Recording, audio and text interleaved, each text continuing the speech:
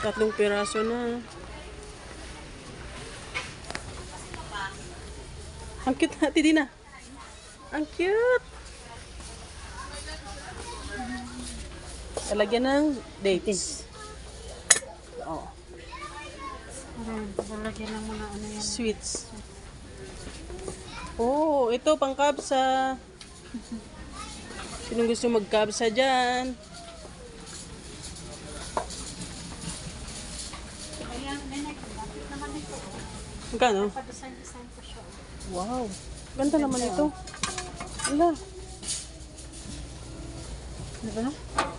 Cute niya. Uy, maganda to kasi hindi siya salamin. Oh. Hindi yan mababasa.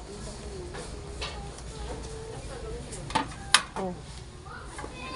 Tingnan mo.